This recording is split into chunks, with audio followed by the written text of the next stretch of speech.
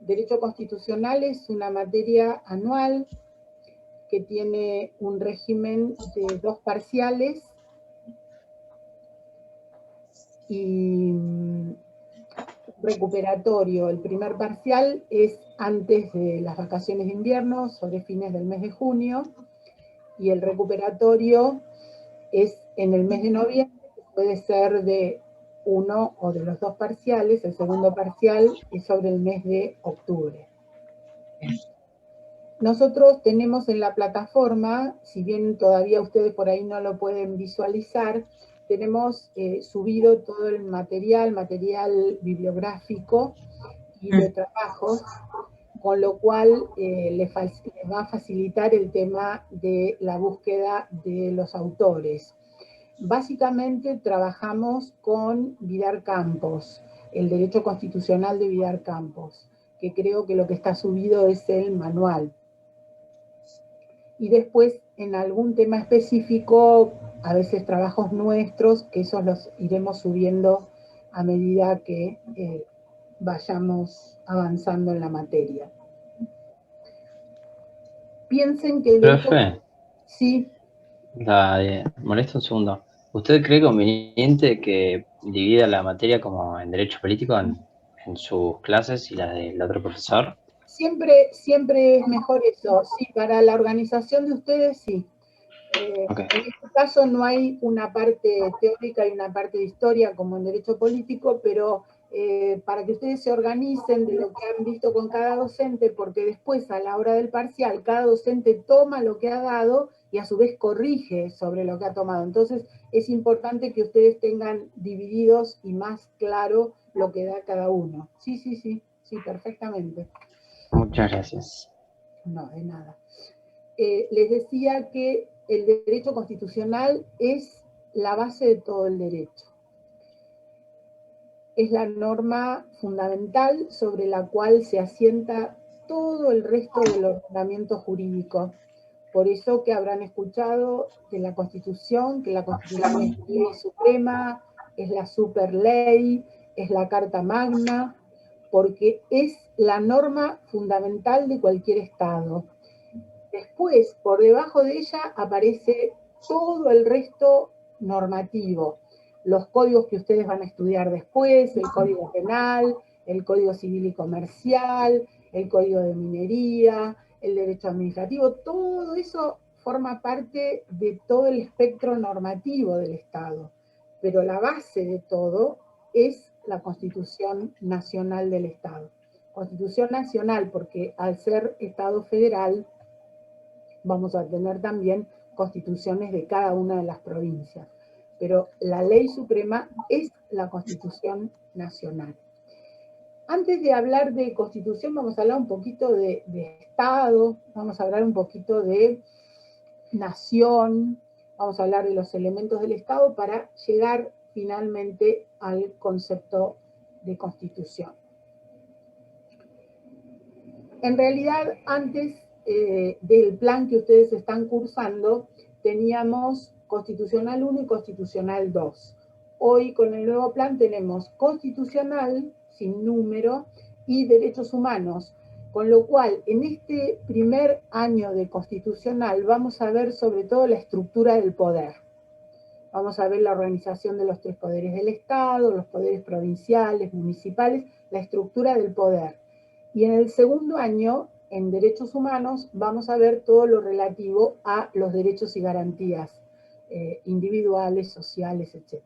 Es decir, lo que sería la parte de las libertades. Les decía que vamos a iniciar con el concepto de Estado.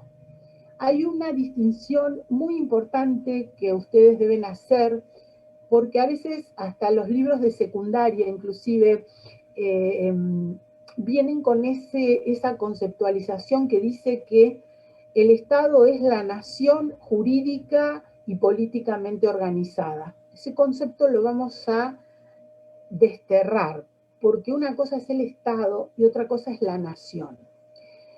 El concepto que nosotros vamos a manejar siempre es un concepto jurídico, es el concepto de Estado. El concepto de Estado es jurídico. El concepto de nación es sociológico, es para la sociología, no es para el derecho. ¿Y qué son unos y otros?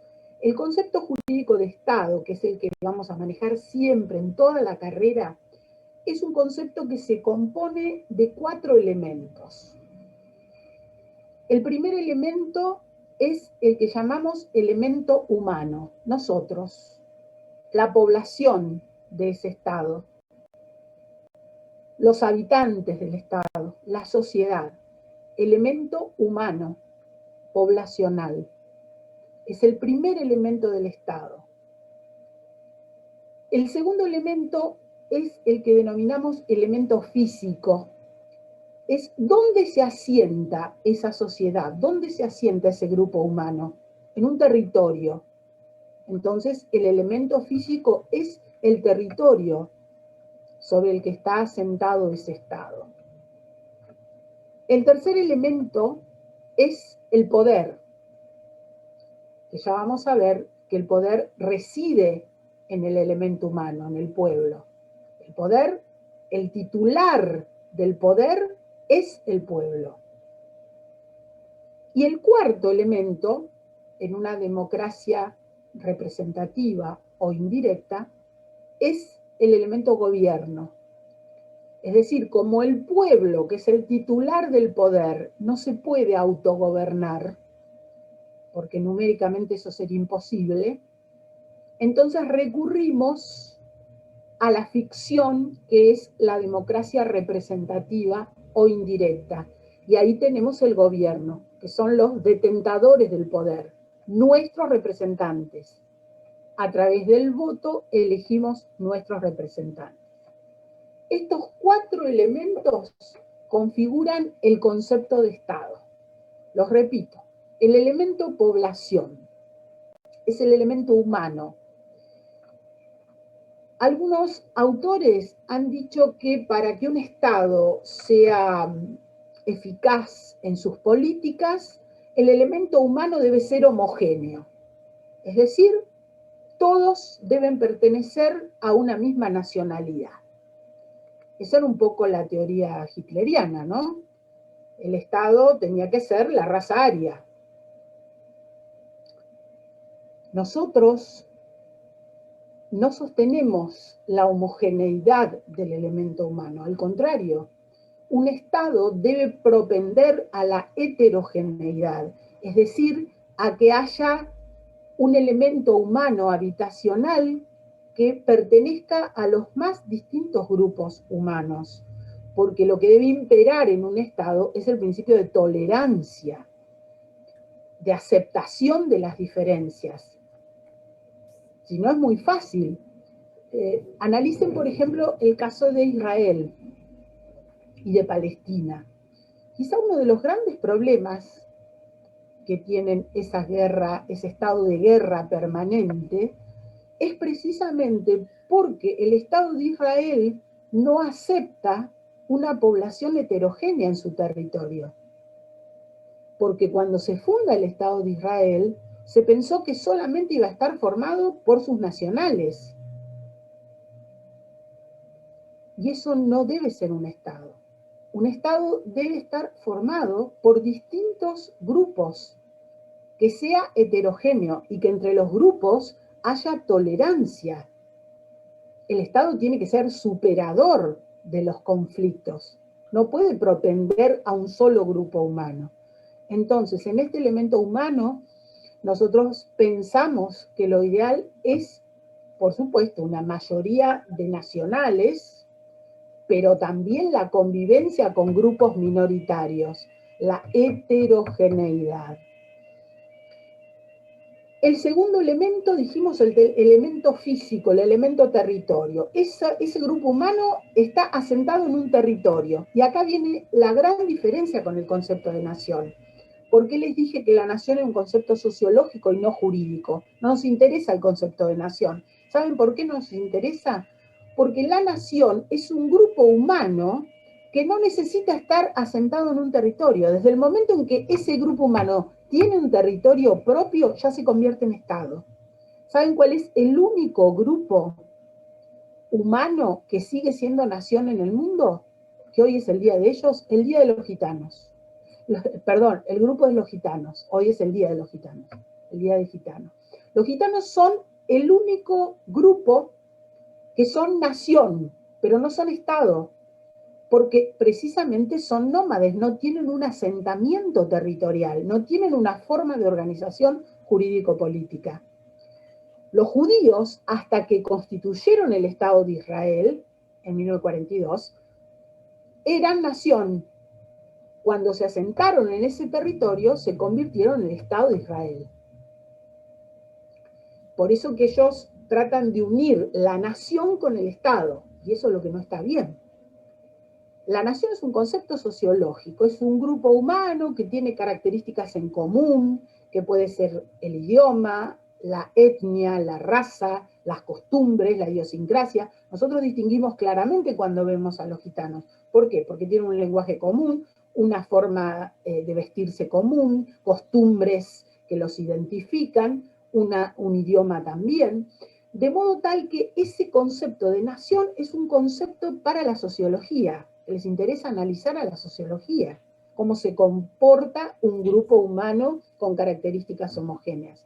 Pero nosotros, desde lo jurídico, tenemos que buscar el concepto de Estado. Y en el concepto de Estado no hay identificación, no debe haber identificación, porque cuando se ha pretendido en distintas etapas de la humanidad identificar la nación con el Estado, nos han dado como resultado los grandes totalitarismos de la edad contemporánea, entre ellos el nazismo. Querer identificar el Estado bajo una sola nación. En el caso de ellos, la raza aria, los alemanes. Entonces, segundo elemento es el territorio. El territorio no solo es la tierra sobre la cual se asienta el espacio físico, sobre el cual se asienta el elemento humano. También territorio es el subsuelo, que le pertenece a ese Estado, el mar territorial, que rodea al Estado, a las fronteras de ese Estado, y el espacio aéreo. Todo eso es territorio del Estado, elemento físico. El elemento suelo, el elemento espacio aéreo, el elemento subsuelo y el mar territorial, es decir, el mar adyacente a las costas del Estado. ¿Por qué todo eso es territorio del Estado? Porque el Estado ejerce jurisdicción sobre eso. El Estado no ejerce jurisdicción sobre el mar libre, el alta mar. Ahí ningún Estado tiene jurisdicción, es alta mar, es mar libre. En cambio, sí tenemos jurisdicción sobre nuestro mar territorial. Es decir, si en nuestro mar territorial, que se extiende 12 millas internacionalmente, para nosotros 200 millas, pero bueno, eso es harina de otro costal, si nosotros en nuestro mar territorial vemos que se está pescando por buques que no son de bandera argentina, el Estado tiene poder punitivo. El Estado puede, usando su poder de imperio, aplicar sanciones a eso. Justamente, como en el caso de los buques de China. Exacto, exacto. Hoy justamente pasó y no les aplicaron sanciones. Prefectura había encontrado buques y como eran chinos, por orden no sé de quién, se liberaron de las sanciones. Pero estaban pescando en nuestras aguas territoriales. Eso pasa casi siempre igual. Permanentemente, permanentemente. Sobre todo en los últimos años. De modo tal, ese elemento físico entonces comprende suelo, subsuelo, espacio aéreo y mar territorial. Con el espacio aéreo hay todo un problema a partir de la tecnología y de Internet, porque ahí los estados se plantean, ¿realmente ejercemos jurisdicción sobre nuestro espacio aéreo? ¿Qué pasa en la nube? Si la nube nos atraviesa todos los espacios aéreos, y algunos controlan hasta la nube. Ya sabemos el caso de China y el caso de Estados Unidos también. Cuando Estados Unidos, luego de la caída de las Torres Gemelas, dicta la ley que establece la posibilidad de ingresar, digamos, a nuestros hogares de todo el mundo a través de los sistemas informáticos, también nos lleva a plantearnos si el Estado realmente ejerce jurisdicción sobre el espacio aéreo. Tanto es el planteo que, por ejemplo, Francia le ha pagado en el proyecto Andrómeda,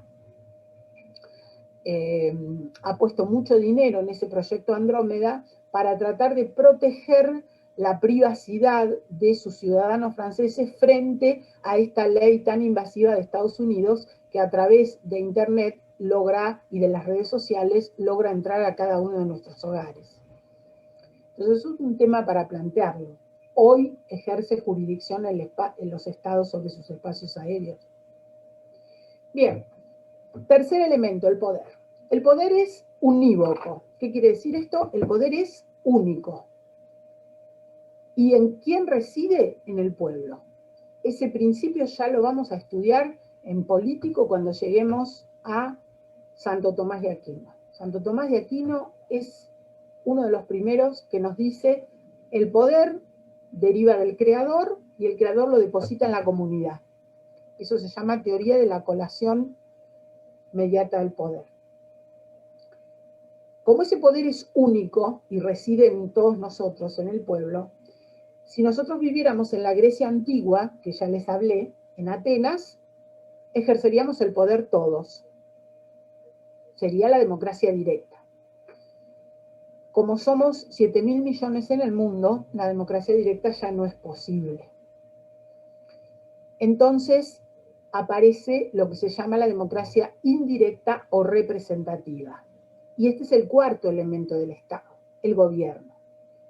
Los gobernantes son los que nos representan, es decir, el pueblo que es titular del poder, mediante el sufragio, mediante el voto, elige a determinadas personas que serán los que van a ejercer ese poder como representantes del pueblo.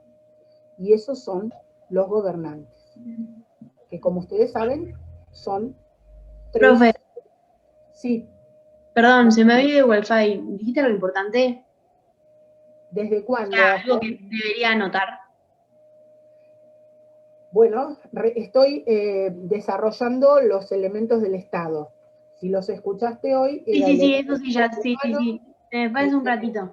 El elemento territorio, ahora el elemento poder, que dijimos que el poder es único y que reside en el pueblo, pero que el pueblo no puede autogobernarse, entonces mediante el voto o el sufragio elige a los representantes que son los gobernantes. Es el cuarto elemento, el gobierno, que como dijimos, desde la época del siglo XIX se habla de un gobierno tripartito, es decir, el poder que es único se divide en tres funciones: función ejecutiva, función legislativa y función judicial, a cargo de un órgano ejecutivo, un órgano legislativo y un órgano judicial.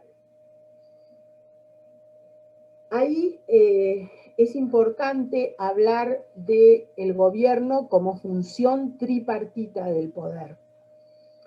Y esto, el mérito es de un autor de origen francés, que es Montesquieu. Se escribe Montesquieu. Montesquieu. Montesquieu escribió una obra que se llama El espíritu de las leyes. Y en esa obra nos habla de la importancia de distribuir el poder en tres funciones. Por eso se habla de gobierno tripartito. Distribuir las funciones del poder en tres. Un órgano que se va a encargar de administrar el Estado, de gestionarlo, que va a ser el órgano ejecutivo. Otro órgano que va a estar encargado de sancionar las leyes, que va a ser el órgano legislativo. Y el otro órgano que va a tener por función administrar justicia en el Estado, que va a ser el órgano judicial. Bueno, Montesquieu dijo esto, y la verdad que si lo dejamos ahí como división tripartita de funciones, mucho no nos agregó. Porque en realidad, aún en los gobiernos de los reyes, también las funciones estaban distribuidas porque el rey no podía hacer todo solo. Entonces había alguien que administraba justicia, había alguien que sancionaba la ley y había alguien que administraba o gestionaba.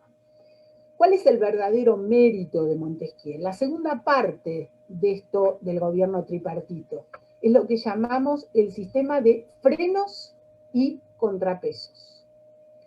Gobierno tripartito más sistema de frenos y contrapesos. ¿Qué significa esto? Que en un sistema democrático hay que evitar la concentración del poder.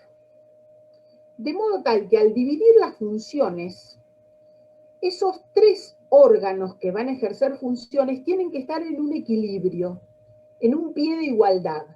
No puede haber uno encima del otro. No puede estar el ejecutivo más arriba que el legislativo o el judicial más arriba que el ejecutivo. Es decir, los tres en el mismo plano. Porque de ese modo se van a frenar y contrapesar entre sí. Y para eso hay herramientas que van a permitir que ninguno ocupe un lugar de privilegio respecto de los otros. ¿Y cuáles son esas herramientas? Por ejemplo, una de esas herramientas es el juicio político.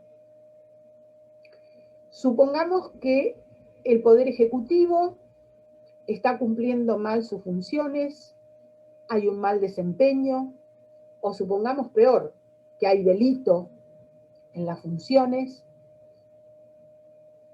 Entonces, ese poder ya se desequilibró respecto de los otros dos, porque el poder es como que va absorbiendo funciones, se está situando en otro plano, y tememos la concentración del poder y la anulación de los otros dos.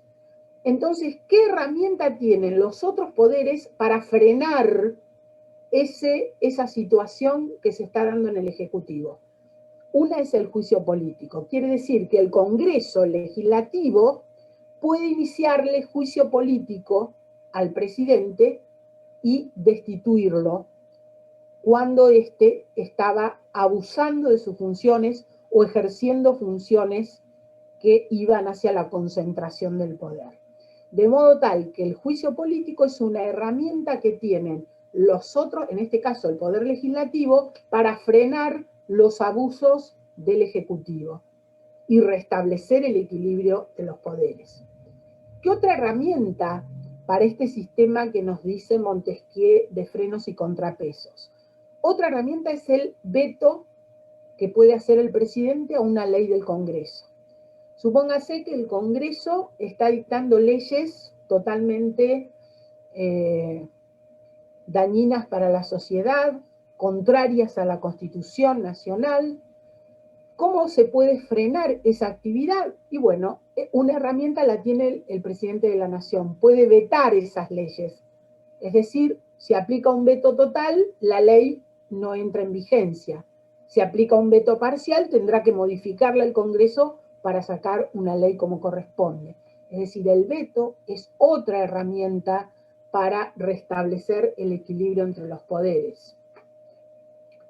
¿Qué herramientas tendría el Poder Judicial, por ejemplo, frente a una ley inconstitucional? Una ley que va en contra de la Constitución y que nos produce graves perjuicios a la sociedad. Bueno, el Poder Judicial puede declarar la inconstitucionalidad de una ley del Congreso que nos perjudique como sociedad. Estos tres ejemplos, el juicio político, el veto presidencial total o parcial o la declaración de inconstitucionalidad, son las herramientas de las que nos hablaba Montesquieu cuando dice que el poder, hay que evitar que el poder se concentre en una sola mano. Para eso hay que distribuir las funciones en tres, pero hay que lograr que esos tres órganos del poder estén en equilibrio, y para eso hay que aplicar un sistema de frenos y contrapesos. Es decir, establecer herramientas para que los poderes se controlen recíprocamente, se controlen entre ellos, y así evitar que uno de los poderes se convierta prácticamente y anule los otros, y estaríamos así en un sistema monárquico, volveríamos a la concentración del poder.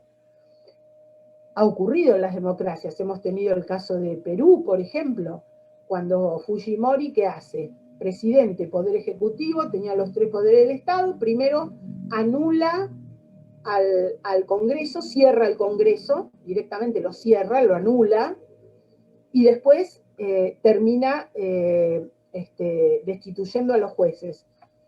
Se convierte prácticamente en un monarca, en un rey. El Poder Ejecutivo destruye los otros poderes del Estado. Es decir, no pudieron ejercer un sistema de frenos y contrapesos. Y esa va a ser la gran preocupación en las democracias, mantener el equilibrio de los 3 poderes, que ningún poder se imponga a los otros, que cada uno ejerza sus funciones y que cada uno controle al otro recíprocamente. Voy a prender la luz, que me estoy quedando ciega. Y esta me enseguece más todavía. Bueno. Profe. Sí, ¿quién Le habla? estoy haciendo un par de preguntas en el chat. A ver. Una duda. En el caso de Venezuela, ¿la parte legislativa puede hacer algo? Ya no. ¿Sabes por qué no? Porque el poder legislativo ha sido cooptado totalmente con las mismas ideas del Ejecutivo. Así que no hay oposición. No hay oposición en el poder legislativo. No hay una conformación del poder legislativo que sea de distintas ideas políticas. Ya no. Ha sido cooptado totalmente por el partido gobernante. Entonces, tanto el Poder Legislativo como el Poder Judicial, todos los jueces han sido nombrados por el Poder Ejecutivo.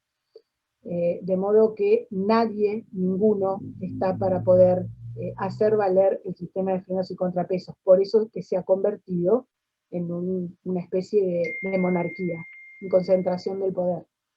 Precisamente porque cooptó todos los poderes del Estado.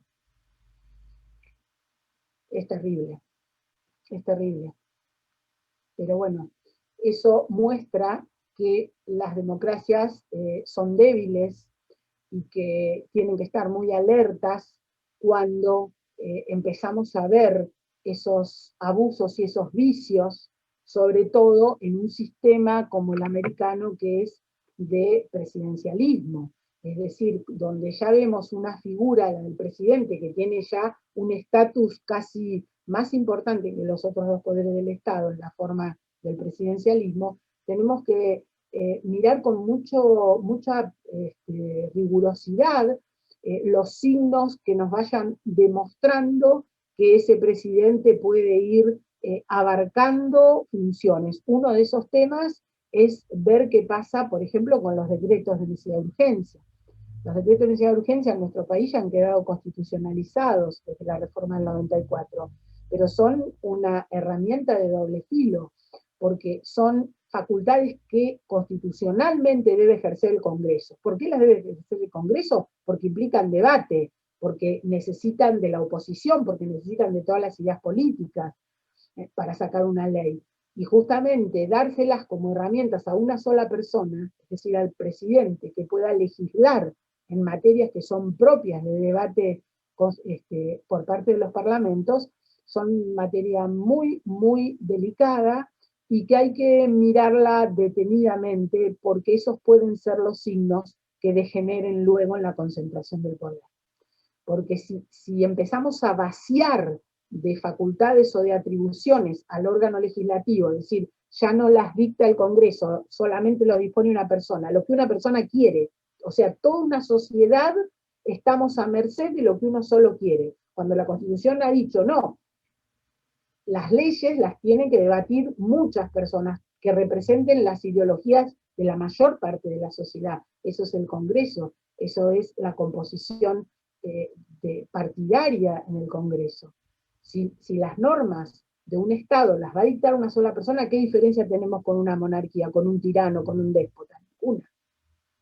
¿Se dan cuenta? Y precisamente la pregunta tuya, Dietrich, iba en ese sentido. Venezuela se ha convertido en una tiranía, en un gobierno despótico, donde una sola persona maneja absolutamente todo. maneja los tres poderes, es la que dicta las leyes, es la que administra y es la que administra justicia, o injusticia para la oposición.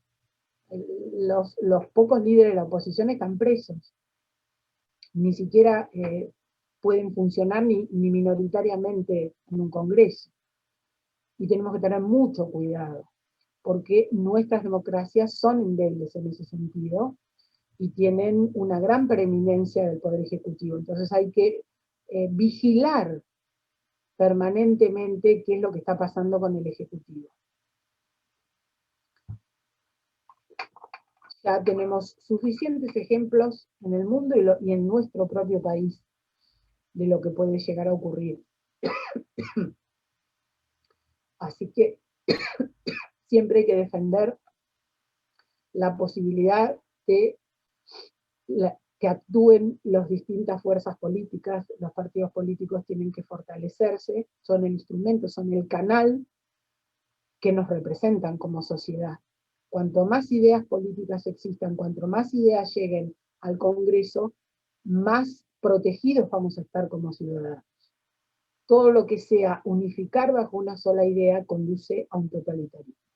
Eso es claro, el siglo XX nos demostró con mucha tristeza y muchas muertes lo que son los totalitarismos.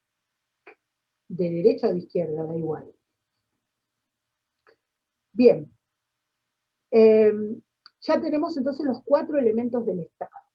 Les vuelvo a repetir, el concepto que nos interesa desde lo jurídico es este concepto de Estado. A la sociología le interesará el concepto de nación, pero nosotros nunca vamos a decir que el Estado es la nación jurídica y políticamente organizada, porque eso equivaldría a decir que el Estado está identificado con la nación, que el Estado tiene nada más que en sus componentes humanos, nada más que nacionales.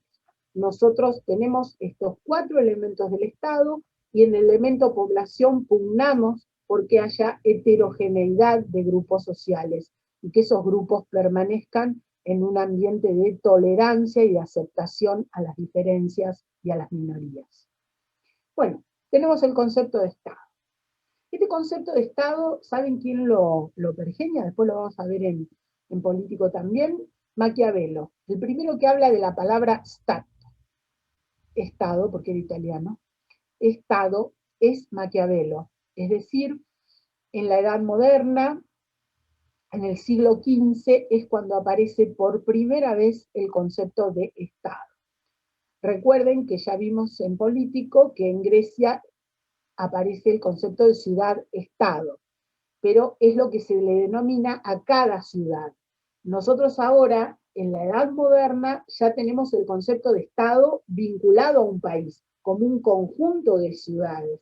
El concepto de Estado, un Estado que tiene fronteras y que tiene un poder sobre el cual ejerce esa jurisdicción, sobre sus habitantes y a su vez un poder para repeler agresiones externas. Es decir, una jurisdicción interna y una jurisdicción hacia afuera, hacia el exterior. Bien, ese Estado necesita organizarse jurídicamente. Ya una vez que tenemos una población que se asienta en un territorio, pensemos en el Estado de Israel.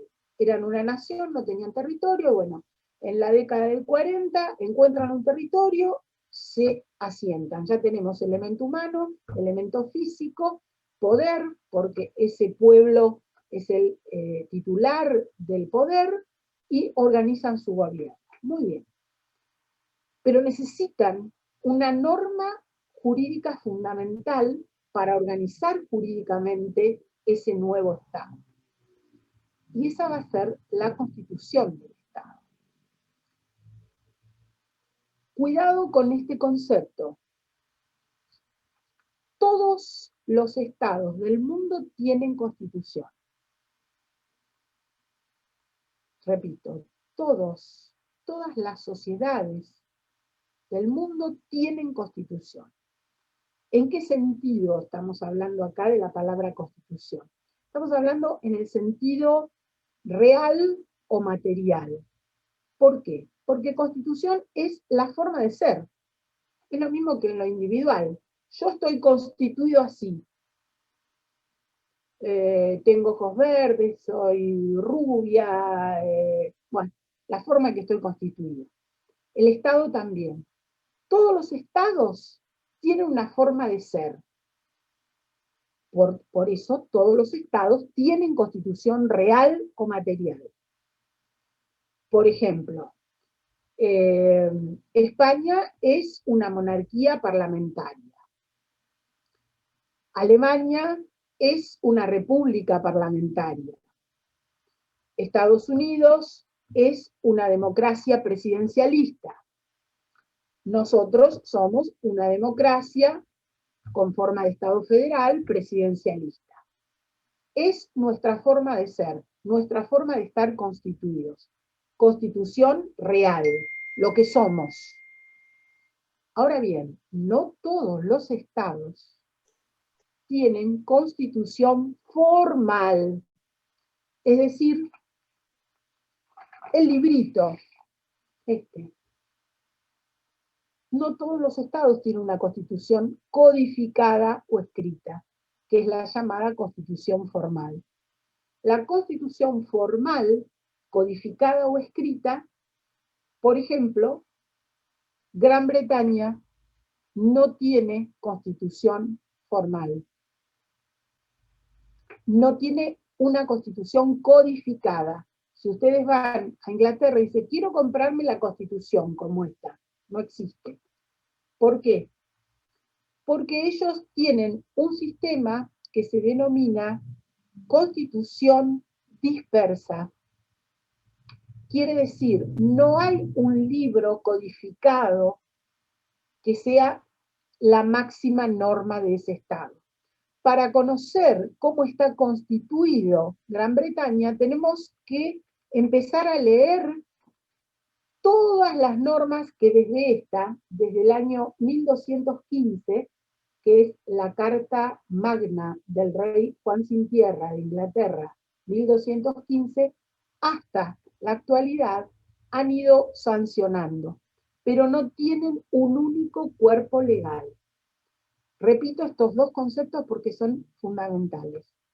Todos los estados del mundo tienen una constitución real o material. Quiere decir, tienen una forma determinada de ser. Serán repúblicas, serán monarquías, serán formas tribales, serán estados teocráticos, pero no todos los estados del mundo tienen constitución formal, es decir, el librito, una constitución codificada, reunida en un único cuerpo legal. Y el ejemplo más típico de esto es Gran Bretaña. Gran Bretaña no tiene constitución formal. Ya después le voy a explicar en la clase próxima por qué no tiene constitución formal. Quiere decir que si uno quiere saber en esa constitución dispersa a través de diferentes documentos, cómo es, tiene que empezar a leer desde 1215, después el Bill of Rights de 1689, la petición de derechos, es decir, muchos documentos a lo largo de su historia para conocer cómo está constituido ese Estado. ¿Cuándo tenemos nosotros constitución real y cuándo tenemos constitución formal? Recuerden que en 1810 se produce la Revolución de Mayo, es el primer gobierno patrio de estas tierras. Ya nos empezamos a separar de España. La separación definitiva ocurre en 1816, cuando nos independizamos de España. Ahí ya somos República Argentina, 1816, independiente. Pero no logramos hacer una organización jurídica a través de una constitución hasta el año 1853. Porque los intentos anteriores, que fueron 1819 y 1826, no lograron ser aceptadas por todas las provincias porque eran constituciones de tipo unitario.